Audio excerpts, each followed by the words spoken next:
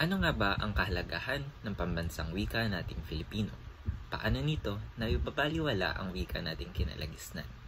Ilan lang yan sa mga katanungan ayon sa CHED Memorandum ika-20 Serye 2013. Ngunit ano nga ba ang layunin ng memorandum na ito?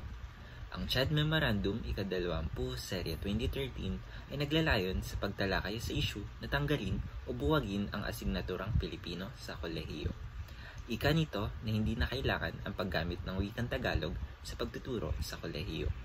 Marami ang hindi sumasang-ayon sa nais sa kapakanan ng CHED, kabilang na ang mga estudyante sa kolehiyo, mga propesyong kabilang ang Filipino sa kanilang degree, at pati na rin sa mga mamamayan. Pinag-uusapan dito ang kasalukuyang sitwasyon ng sistemang K-12 na edukasyon sa ating bansa.